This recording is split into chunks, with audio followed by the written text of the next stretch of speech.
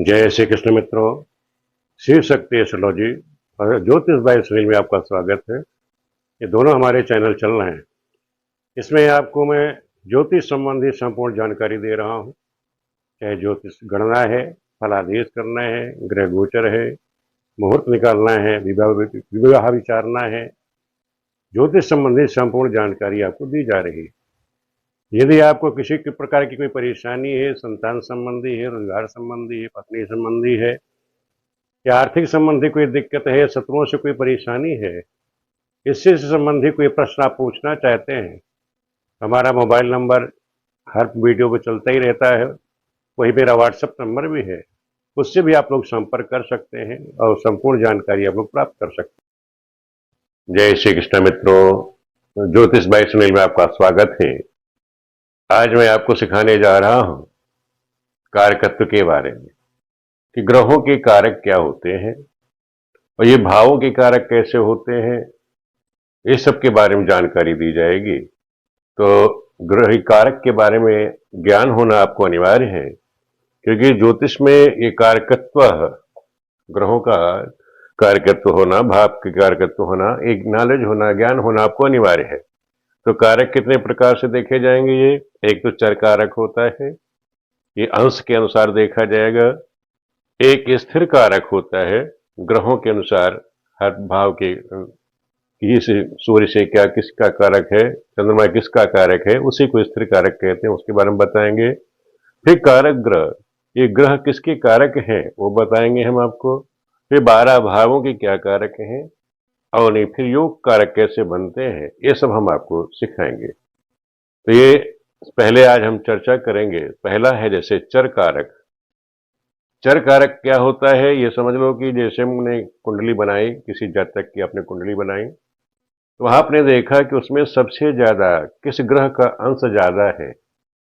राशि नहीं देखनी है उसमें, उसमें हमको यही देखना है कि जो हमने 7 ग्रह है हमारे, सूर्य, चंद्र, मंगल, बुध, गुरु, शुक्र, शनि, केवल इनको लेना है, राहु केतु को नहीं लेना है। इसमें कारक जब हम निकालते हैं, चर कारक निकालते हैं, उसमें केवल इन्हीं 7 ग्रहों को लिया जाएगा, सूर्य से लेकर शनि तक। इसमें हम देखेंगे किस ग्रह का अंश सबसे ज्यादा अधिक है। जिसका अंश ज्यादा अधिक होगा उसको आत्मकारक कहा जाएगा। मान लो कोई ऐसी ग्रह पड़ गई कि दोनों के अंश बराबर है। अब दो ग्रह के अंश बराबर हो गए तो उनको हम देखें, उनकी कलाओं में अंतर होगा। जिसकी कलाओं में अंतर होगा, जिसके कला ज्यादा होंगे, उसको हम आत्मकारक मानेंगे। तो इस तरह से आप लोग जो है देखना सीखेंगे। तो कारक, चर कारक में क्या अंश हो गए?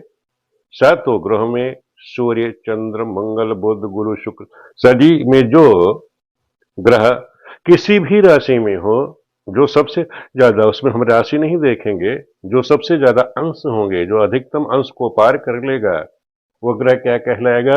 वो आत्मकारक ग्रह कहलाएगा। वो क्या कहलाएगा? उसे हम आत्मकारक ग्रह कहते हैं। जिसे लग्न मान करके, जो आत्मकारक ग्रह होगा उसको हम लग्न मान लेंगे, और उसी प्रकार फिर हम कुंडली का अध्ययन करेंगे, उसी कुंडली का विचार करेंगे। यदि आत्मकारक ग्रह किसी का प्रतिकूल है, उसके अनुकूल नहीं है, तो समझ लेना जो अन्य भी ग्रह है, वो कारक ग्रह है, वो अपना शुभ फल नहीं दे पाते। इसका कारकत्व का ये नियम है। इस चीज को आप लोग याद कर लीजिएगा। फिर ये देखते हैं कि आत्मकारक के बाद अगला जो ग्रह होगा, वो अगला ग्रह जिसका अंश उससे कम होगा, उसको हम क्या कहेंगे? अमात्य कारक। अमात्य कारक के बाद अगला जो ग्रह होगा वो भात्र कारक कहलाएगा। भात्र कारक से अगला मातृका कारक। मातृ कारक से अगला अंश जो कम होगा वो पुत्र कारक। पुत्र कारक ग्रह से जो अगला कम अंश वाला ग्रह होगा, पुत्र कारक से अगला वो ज्ञाति कारक कहलाएगा। और ज्ञात कारक से भी अगला जो ग्रह है वो क्या कहलाएगा? दारा कारक कहलाएगा। तो ये आपको इस प्रकार से ग्रहों का कारक देखना है। अब ये चीज जब तक आपको प्रैक्टिकल नहीं समझाया जाएगा, आपके समझ में नहीं आएगी। अब हमने एक उदाहरण ले लिया, माना किसी का जन्म 13 जनवरी 69 में हुआ है, रात्रि को 9:35 पर, उसकी एक ग्रह स्पष्ट है। अब आपको ग्रह स्पष्ट कैसे किए जाते हैं, जो कुंडली गणना करना हम सिखा रहे हैं, तो वहां से आप सीखना कि कुंडली के ग्रह स्पष्ट कैसे किए जाते हैं। इष्टकाल कैसे निकाला जाता है, कैसे ग्रह स्पष्ट किए जाते हैं, तो उसकी जानकारी हम जो गणना है, कैलकुलेशन है, हमारे उस पर आप चले जाए ना, प्लेलिस्ट में जा करके उसमें गणना कैलकुलेशन है, ज्योतिष कैलकुलेशन नाम से प्लेलिस्ट है, उसमें देखना पूरी गणना हमने उसमें सिखा रखी है। तो ग्रह कैसे स्पष्ट कीजिए, जिसको गणना सीखनी वहां से आप ये सीख लेना। तो ग्रह स्पष्ट ये हमने निकाल दिए हैं। सूर्य का स्पष्ट है 8:29, चंद्रमा का 6:26 और मंगल के 6:14, बुध के 9:18, बृहस्पति के 9:12, शुक्र के 10:16 और शनि का है 11:25। ये उनके स्पष्ट ग्रहों के दिए हुए। मैंने कहा कि जिसके अंश सबसे ज्यादा होंगे, अब आपने देखा कि हमने यहां बताया था कि जिसके सबसे ज्यादा अंश होंगे वो आत्मकारक कहलाएगा। तो आप यहां देखो सबसे ज्यादा अंश किसके हैं, ये देखो 29 डिग्री, 29 डिग्री पे 29 सबसे ज्यादा है सूर्य का। तो हमने पहले किसको लिखा, तो उससे पहले नंबर पे हमारा आया सूर्य। यहाँ सबसे ज्यादा अंश किसका है, सूर्य का 29 डिग्री। ठीक है, जो सबसे ज्यादा अंश है, फिर उससे अगला कम अंश वाला। अब 29 के बाद सबसे कम अंश किसका है, 26 अंश ये है, ये 25 है, 26 अंश ये किसका है, चंद्रमा का। इस तरह लिखो, चंद्रमा का। दूसरा कौन आ गया, इसके बाद है चंद्र, इसका है 26 डिग्री, 26 डिग्री। 26 के बाद सबसे कम अंश किसका है, 25 डिग्री, किसका, शनि का। नंबर 3 पर शनि, इसका है 25 डिग्री। 25 के बाद कम किसका है, 25 डिग्री। 25 के बाद कम किसका है, 25, 29 हो गया, 26 हो गया, 25 हो गया। इसके बाद है 25 के बाद 18 डिग्री, ये 18 डिग्री दिखाई दे रहा है। 18 डिग्री किसका है, बुध का। चौथे नंबर पे बुध आ गया, इसके है 18 अंश। पांचवें नंबर पर देखिए, फिफ्थ नंबर 18 डिग्री के बाद, 18 के बाद ये 16 डिग्री। 16 डिग्री किसका है, शुक्र का।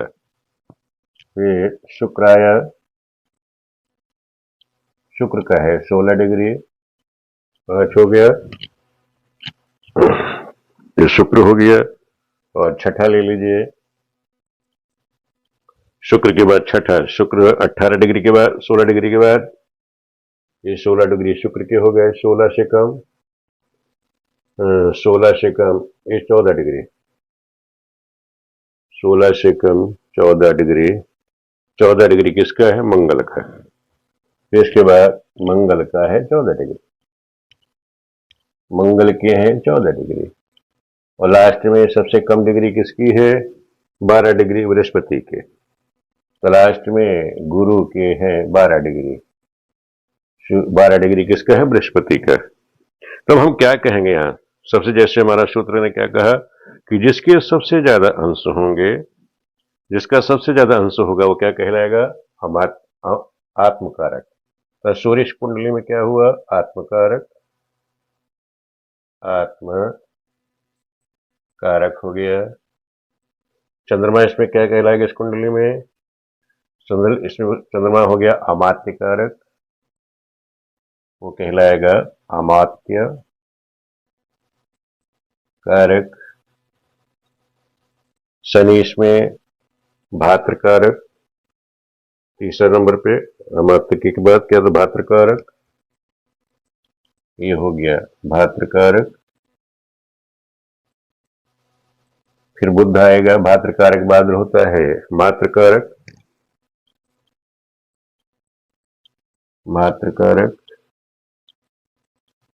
मात्र कारक के बाद अगला है पुत्र कारक, पुत्र कारक, पुत्र कारक। पुत्र कारक के बाद अगला है मंगल, किसकी डिग्री आ रही है इसके बाद, पुत्र कारक के बाद डिग्री आ रही है, ये डिग्री है मंगल की 14 डिग्री। पुत्र कारक के बाद देख लीजिए, पुत्र कारक से अगला होता है ज्ञाति कारक, ये ज्ञाति कारक, ये हो गया ज्ञाति कारक। लास्ट में जो सप्तम है, सातवां था गुरु का, सातवां था गुरु का, गुरु के थे 12 डिग्री, तो गुरु इसमें क्या हो गया, गुरु इसमें बन गया दारा का कारक। दारा अर्थात पत्नी का कारक, दारा का कारक, ये दारा का कारक। इस तरह से आप लोग बनाएंगे। इस तरह जब फलित करते समय कारक कौन सा किसका ग्रह कारक बन गया, कि हमने देख लिया। जो सूर्य है वो आत्मा का कारक बन गया, चंद्रमा जो है अमात्य का कारक बन गए, शनि जो है भाई के कारक बन गए, बुध जो है माँ के कारक बन गए, शुक्र इसमें पुत्र के कारक है, मंगल इसमें ज्ञाति का कारक है, और बृहस्पति इसमें दारा यानी स्त्री का कारक बन गया। तो इस तरह से कुंडली के द्वारा, जैसे ग्रहों के स्पष्ट के द्वारा हमें यह पता हो चल जाता है कि इसमें कौन सी ग्रह किसका प्रतिनिधित्व कर गई है, किसके लिए कौन सा फल देगी। तो हम कह सकते हैं कि आत्मा से संबंधी कर हमें विचार करना है तो हम सूर्य का करेंगे, भाई से संबंधी हमें कोई विचार करना है तो शनि हो गया, मातृ का कारक इसमें बुद्ध की ग्रह बुद्ध क्या है, इसमें माँ का कारक बनेगा, माँ से संबंधित फल देगा। इसी प्रकार पुत्र से संबंधित यहाँ शुक्र जो देगा। तो इस तरह से हमें कुंडलियां ही देख करके हमें पता चल जाता है कि कौन सी ग्रह किस भाव का कारक है और कैसे क्या है। इसके बाद हम अगली वीडियो पे हम आपको सिखाएंगे स्थिर कारकत्व है, कारक ग्रह है, उसके बारे में हम अगली वीडियो में आपको नॉलेज ज्ञान देंगे। आप लोगों को वीडियो कैसी लग रही है कमेंट करके जरूर बताना, क्योंकि ज्योतिष फलित सीखने के लिए ये सब चीज आपको आना अनिवार्य है। उदाहरण के द्वारा भी आपको समझाया जाएगा तब समझ में आएगा। किताब में तो आपको ये पढ़ने को मिल जाएगा, लेकिन प्रैक्टिकल ज्ञान आपको नहीं मिलेगा। तो आप प्रैक्टिकल ज्ञान सीखना चाहते हैं तो हमारे चैनल से जुड़े, हमारे चैनल को लाइक करिए, सब्सक्राइब करिए, अपने मित्रों को भी जोड़िए। वीडियो देखने के लिए आप सभी मित्रों का बहुत बहुत धन्यवाद।